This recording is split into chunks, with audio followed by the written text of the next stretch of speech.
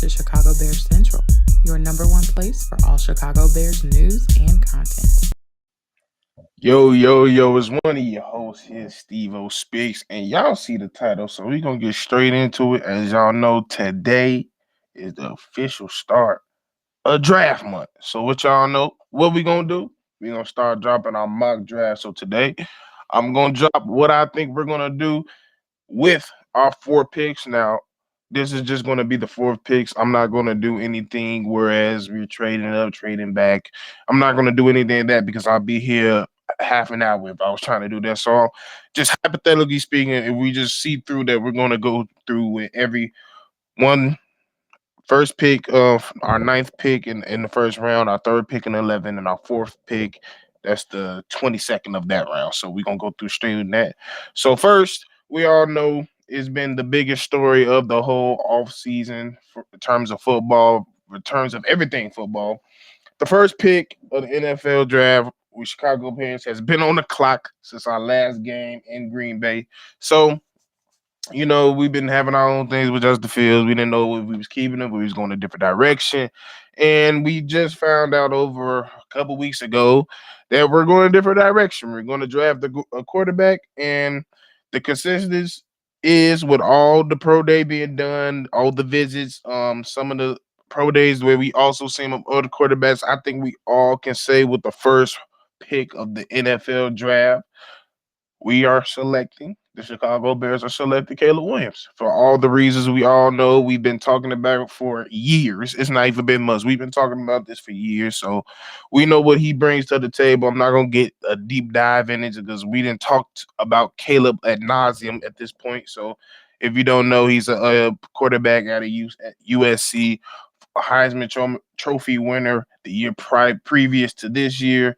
And yeah, just a bona fide one of the best quarterbacks in college history, one of the best quarterbacks prospects that everybody's saying that we've probably ever seen in a while. So he's the consistent, probably number one pick in multiple drafts, in future drafts, and past drafts. He's that good. So we all know that we're going to go with Caleb Williams with our first pick. Now the ninth pick is where we get things gets tricky because we all know with us holding the graphs of the whole draft, it kind of dictates of what everybody else is going to do. So being at the ninth pick is kind of like I could see multiple things happening, but I've came down to two situations. Being, I feel like no matter what with this ninth pick, with the immediate holes that need to be fixed right now, we need to plug in somebody either on each trenches side, whether that's defensive, offense. So my pick for the first round, ninth pick, is either Joe Alt, left tackle out of Notre Dame, if he drops that low, or Jarrett Burst, edge from Florida State University. So these are my picks because let me go through Joe Alt real quick so everybody should know that Joe Alt is a 6'8". Also, he's also been listed as a 6'9" left tackle, 321 pounds, out of Notre Dame, junior left tackle. He was next to a Kongu out of Penn State. They've been neck and neck as listed as one of the best left tackles in the country. So when we come out, we know either one of those is going to be one of the best. So I feel like a Kongu is more slighted, and what I've seen in other drafts, mock drafts, is that he's going to go a little bit earlier than possibly Joe. So I think we're going to have a good chance to snag Joe Alt at the ninth pick. Everybody should know he's probably, when it comes to Joe Alt and his strength, pass blocking. He's one of the best pass blocking left tackles in the country. Draft Buzz got him at 99% at run blocking. I mean pass blocking. But the one thing that's also making him one of the best in the country is he's not no slouch on run block. He's actually a pretty good run blocker himself at that frame, which is pretty surprising because technically speaking, I don't necessarily want my left tackle almost being a 7 footer because just because you're never gonna always see, especially on the edge, somebody that size. So they kind of have some leverage being the smaller player, but he is strong enough and has the footwork and the feet and some good techniques at his age to withstand a lot of things. So he don't bend that like he has a great anger One of the first thing I like about it, his first contact, he makes sure he gets a good stern base, so he's not getting pushed back, he's not getting bent, pause.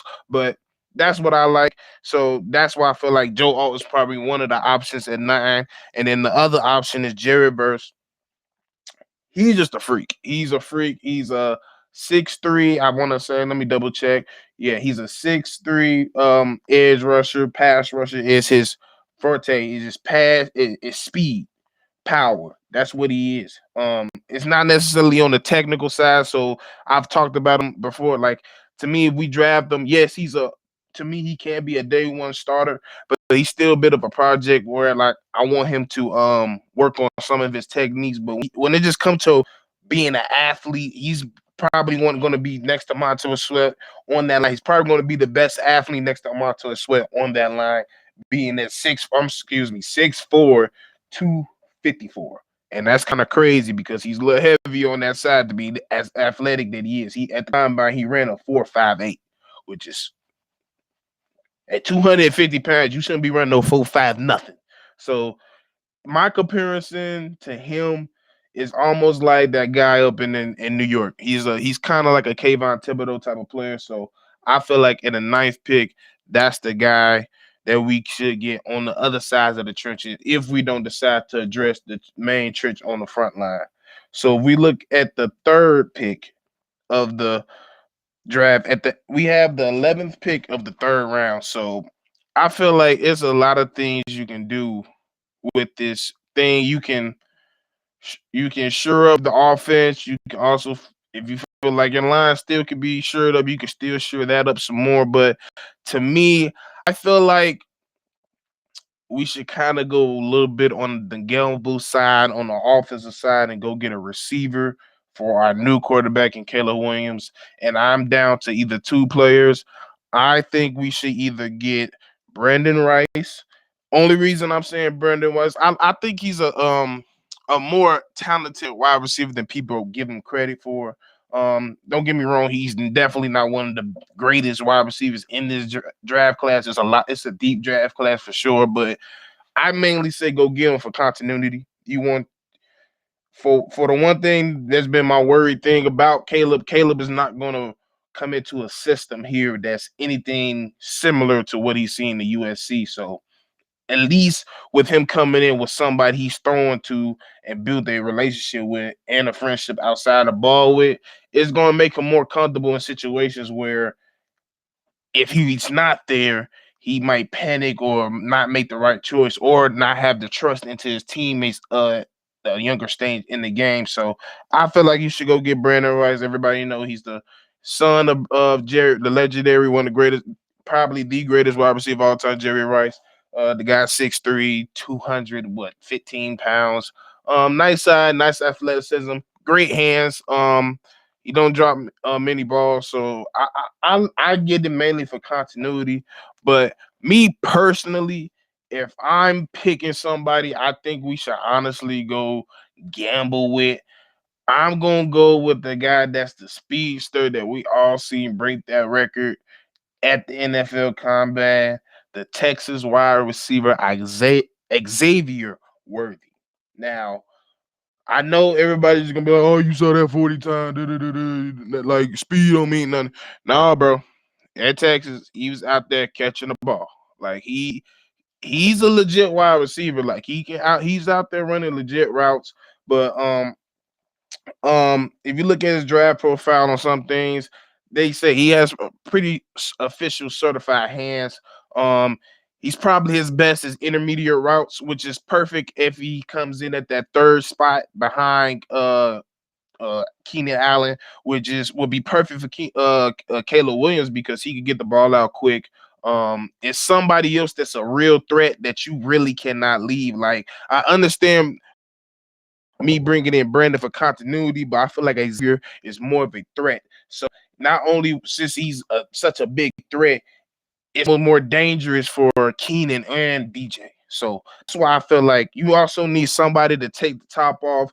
Last year, we drafted Tyler Scott to be that guy, but as we seen last year, in certain moments, he just wasn't ready. He just wasn't ready, and I feel like in this situation, based off of what he's done in his past years at Texas, I feel like currently Isaiah might possibly beat him out if we draft him in this place once training camp starts. So between those two people, I feel like in the third pick, I mean in the third round, in the 11th pick, we either go for wide receiver, we go with Brandon Rice or Isaiah.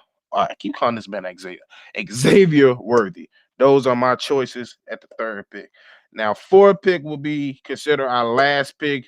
So we gotta make it count.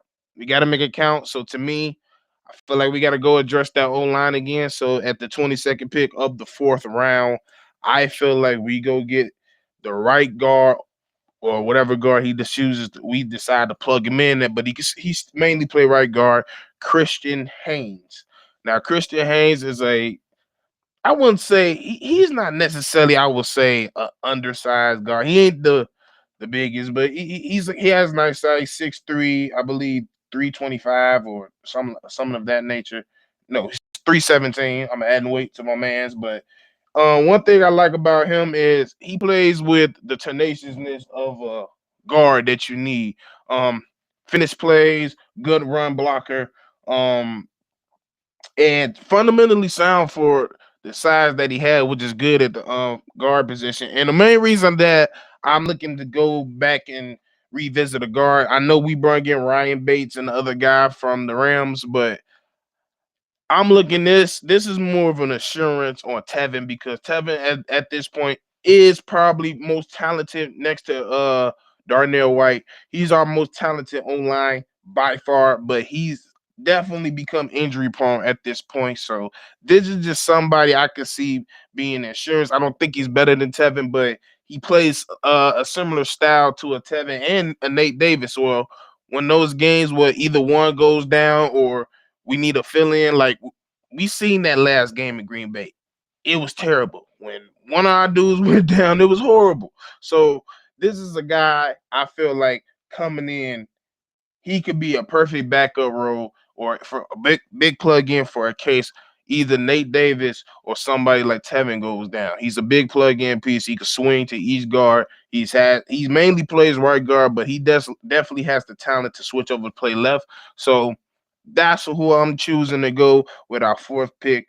Just to recap, first pick, first round, first pick, we're going Caleb Williams. First round, ninth pick, we either go Joe Alt or Jared Verse. Third round, 11th pick, we either go Brandon Rice, Xavier Worthy out of Texas, or fourth round, 22nd pick, we either go Christian Haynes. That's my mock draft. No trade ups. We're not doing that yet. We probably have a video later on or a topic where we think of or possibly do a draft where we think what would happen if we trade up and give you the current situations of what could happen there. But as of now, that's my mock draft. But most importantly, I want to hear what y'all think. I want to hear what y'all mock draft is. And even though I didn't list some trade ups, tell me some trade up scenarios y'all been concocting up because I know y'all do it. We see y'all in the chat. So this is your boy Stev0 Speaks, and I'll be back when another video is ready. Into Chicago Bears Central, your number one place for all Chicago Bears.